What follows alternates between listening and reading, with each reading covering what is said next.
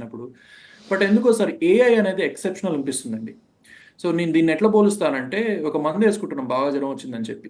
But ఆ మందు వేసుకుంటే కిడ్నీలు పోతాయి అనుకోండి. ఓకే. ఇప్పుడు ఏది ప్రాధాన్యం మనకు? మందు ప్రాధాన్యమా? జ్వరం ప్రాధాన్యమా? కిడ్నీలు ప్రాధాన్యమా? జ్వరం అయితే 4 రోజుల్లో తగ్గుతుంది. ఓకే. మందు వేసుకున్నా వేసుకోకపోయినా శరీరం ఏదో తట్టుకొని నిలబడుతుంది. అసలు కిడ్నీలు పోతే ఉన్నట్టుండి ప్రాణం అయిపోతుంది కదా! సో అట్లా ఏఐ అనేది కొంత అటువంటి ప్రాణాంతకం కాబోతుందా అనేది మాత్రం ఒక చర్చ అయితే ఉంది.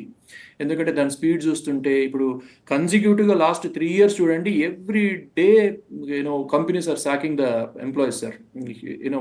Day before yesterday I mean to say నిన్న శుక్రవారం గాని, బుధవారం నాడు 14,000 ఒక సర్వే ప్రకారం 14,000 ఉద్యోగాలు పోయాయి అమెరికాలో. ఏది కార్పొరేట్స్‌లో. ఓకే. ఇట్లా every day here or there every week, every month మనం బల్క్‌లో మెటా ప్రకటించింది. 2025లో మిడిల్ వేర్‌లో నేను ఒక ఉద్యోగం కూడా తీసుకోను. ఏఐ తోటి నడిపించేస్తా షో అని చెప్పి.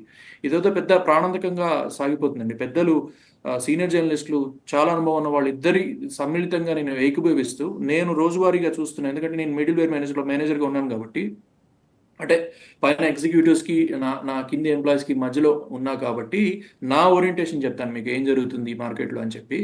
సో నిజమే సార్. ఇప్పుడు ప్రసాద్ గారు చెప్పినట్టుగా హైదరాబాద్‌లో మా మదర్ ప్రతిరోజు చెప్తున్నటువంటి మాట ఇది.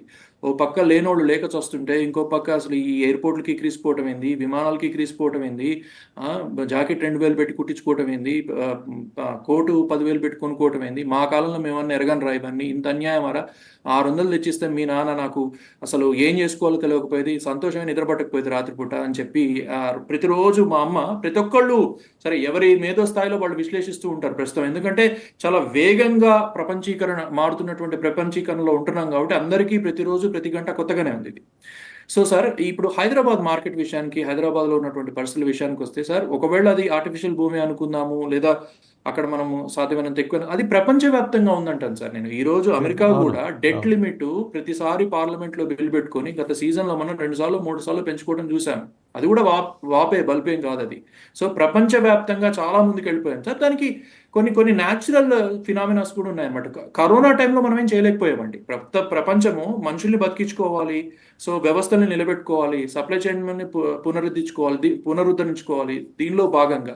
బట్ కొన్ని స్వయంకృతాపరాధాలు, లేని యుద్ధాలలో కలగజేసుకోవటము, తర్వాత లేని పెత్తనాలు నెత్తిలో పెట్టుకోవటము, ఇట్లా అన్ని రకాలుగా జరిగిందండి. కొంత సార్ పెద్దలు విషయంలో నేను ఏకీభవిస్తాను. కొంత మన మన మన దగ్గర అది కొంత మాల్స్ కానీ, తర్వాత మెట్రో కల్చర్ కానీ, ఇది కూడా అవసరం లేని చోట కూడా మనం ఇన్ఫ్రాస్ట్రక్చర్ పెంచుకోవటం కానీ, ఎందుకంటే ప్రపంచీకరణ దిశగా మనం బాగా ముందుకు పోవాలన్న విషయంలో కొంత మనం ఆర్టిఫిషియల్ హైప్ కూడా చేశామండి. కానీ ఇదే హైదరాబాద్లో ట్రంప్ ఈరోజు బిల్డింగ్స్ కడుతున్నాడు సార్. ఇదే పూణేలో ట్రంప్ టవర్స్ కడుతున్నాడు. ఇదే హైదరాబాద్లో ట్రంప్ గారు ఒకవేళ వీళ్ళ వ్యూహంలో మనం బలైతున్నాం అనుకుంటే, సో వాళ్ళైతే ఇక్కడ ఇంజెక్ట్ ఇవన్నీ సరే, ఎలాన్ మస్క్ టెస్లాని తీసుకొస్తున్నాడా ఇండియాకి చెప్పండి. సార్ ఎలాన్ మస్క్ టెస్లాని తీసుకొస్తున్నాడా ఇండియాకి చెప్పండి. అది నాకు తెలుసు సార్. అది ఇంట్రెస్టింగ్ టాపిక్ అది. అది తీవ్ర అది ప్రయత్నం కూడా చేస్తున్నాడు సార్. జరుగుతుంది సార్. తీవ్ర అది ప్రయత్నం జరుగుతుంది. చేస్తున్నాడు నేను టెస్లాకి sir. It's going to happen sir. As a as business person, as a journalist, business person గా అంటే నేను చెప్తున్నా, ఆల్రెడీ టెస్లా ప్రసాద్ గారు కంపెనీ ఇక్కడైతే ఆ వాతావరణం వచ్చేసింది. హర్యానా మహారాష్ట్ర, గుజరాత్ మధ్య ఐడెంటిఫై చేసుకున్నారు. ఆయన కొన్ని టారిఫ్లు నిర్దిష్ట తగ్గించుకున్నారు. ప్రాంతాలని, పారిశ్రామిక వాళ్ళని ఐడెంటిఫై చేసుకున్నారు. టెస్లా గారు వేసుకుని నేరుగా, అంటే ఫ్లైట్లో కాకుండా బై రోడే వచ్చేసి ఇక్కడ పెడతానికి కూడా ఆయన సిద్ధంగా ఉన్నాడు. అంత ఉత్సాహంగా ఇక్కడ ఉన్నాడు. ఒక పాయింట్ ఇప్పుడు పనిగారి దాని మీద ఒక పాయింట్ చెప్తాను. ఇప్పుడు అమెరికాలో ఒక 10 ఎంత ఉద్యోగాలు పోయినా కూడా అమెరికాలో ఎవరు తిండికి లేక చచ్చిపోరు. ఆ? అమెరికాలో బ్యాంక్రప్ట్ అయినా వాడిని ఎవరు ఏం పట్టించుకోరు. ఇప్పుడు మీరు ఇల్లు పోయినా అమెరికాలో American society is different, Indian society different. నాకు బాగా ఒక విషయం గుర్తుందండి. నేను మెడ్రాస్లో అమెరికాకి రాకముందు మెడ్రాస్లో ఉండేవాడిని. మెడ్రాస్లో ఉన్నప్పుడు మా ఇంటి దగ్గర ఒక ఆయన సూసైడ్ చేసుకుని చనిపోయాడు ఆయన.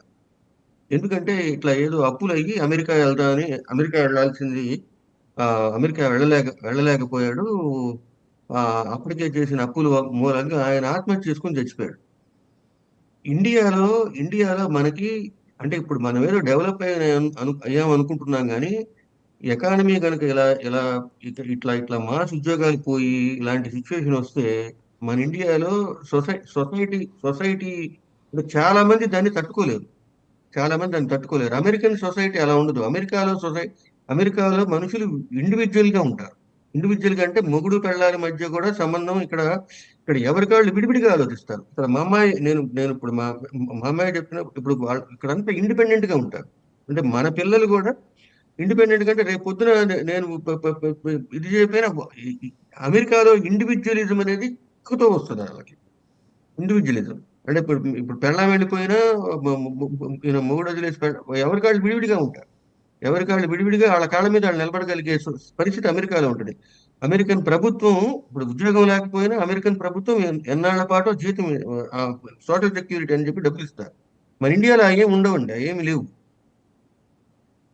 కాబట్టి మన ఇండియాలో అయితే ఒక ఎట్ ది సేమ్ టైం మళ్ళీ ఇప్పుడు మనకి ఏది ప్లస్ ఏది మైనస్ అదే ప్లస్, ఏది ప్లస్ అదే మైనస్. అదే చెప్పబోతున్నాను. మీరు అటు చూస్తే ఏమవుద్దంటే ఓకే, హైదరాబాద్ లో ఉద్యోగం పోయింది.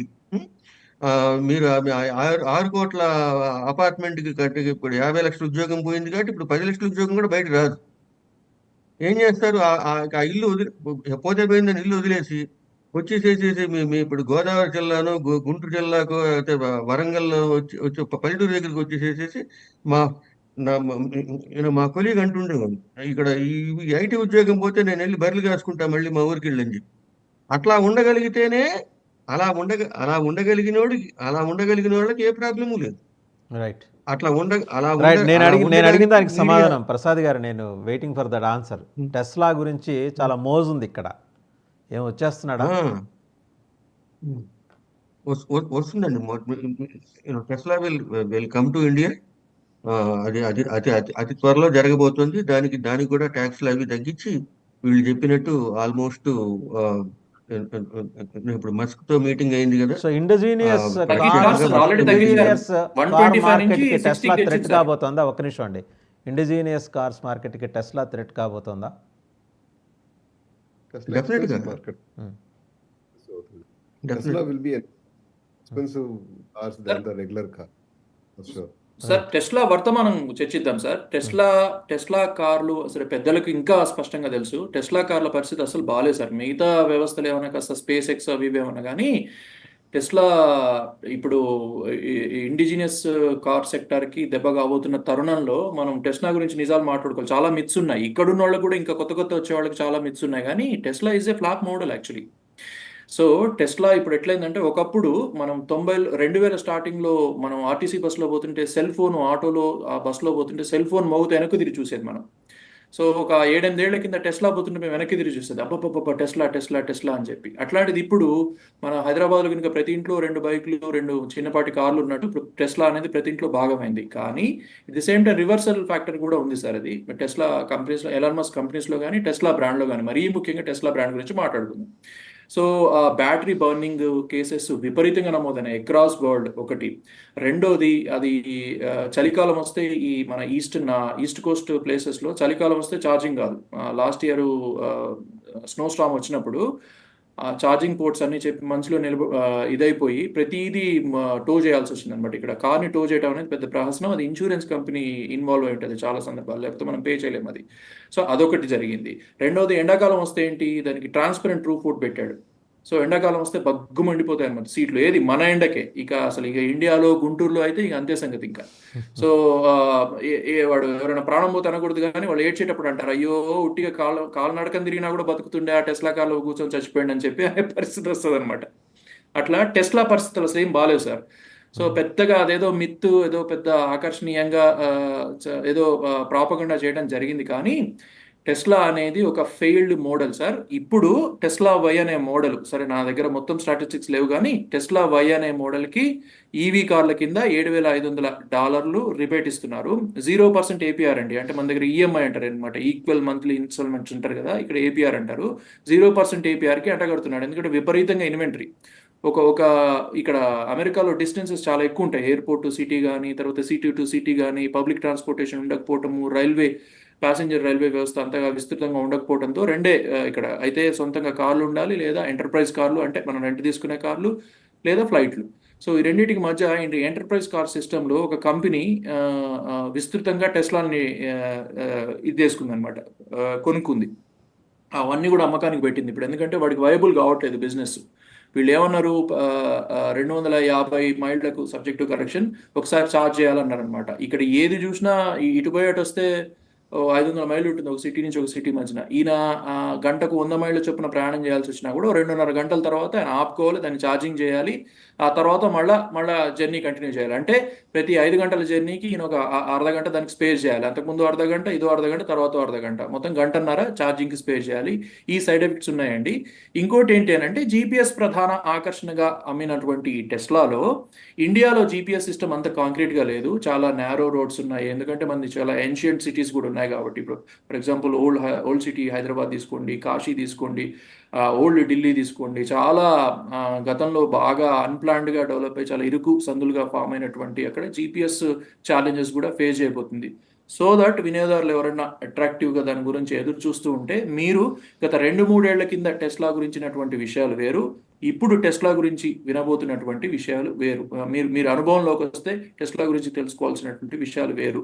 ఎంత క్రేజ్ ఉందంటే, ముఖేష్ అంబానీ సెకండ్ హ్యాండ్లో కొనుక్కున్నాడు, ఫస్ట్ హ్యాండ్ పర్మిషన్స్ లేవని చెప్పి టెస్లా కార్ని సెకండ్ హ్యాండ్లో కొనుక్కున్నాడు. నాకు తెలిసి ఏకైక మొదటి వ్యక్తి ముఖేష్ అంబానీ టెస్లా కార్ ఇండియాకి తెప్పించుకున్నాడు షిప్లో. సో అంత క్రేజ్ ఉంది. సో ఇక ముందు కూడా ఉండబోతుంది. కానీ at the same time fortunately మన తెలుగు స్టేట్లో అయితే ఫ్యామిలీకి ఒకళ్ళు ఇక్కడ ఉన్నారు, ఆ ఉన్న ఒకళ్ళ భార్యాభర్తలు ఒకళ్ళకి టెస్లా కార్ ఉంది కాబట్టి దే హ్యావ్ ఇనఫ్ ఇన్ఫర్మేషన్. అది కూడా కాకపోతే ప్రసాద్ గారు లాంటి వాళ్ళు బెత్తం పట్టుకొని మరి చెప్తారు, అది వేరే విషయం. సార్ ఐఎమ్ జస్ట్ రైట్ అండి, thank you, but this is the fact sir. I hope due respect he will agree me. Right Kiran గారు, ఎనీథింగ్ అంటే ఇంకా మీరు ఏదైనా ఈ టాపిక్స్ కాకుండా ఒక ఇంపార్టెంట్ టాపిక్ చెప్తాను సార్. రైట్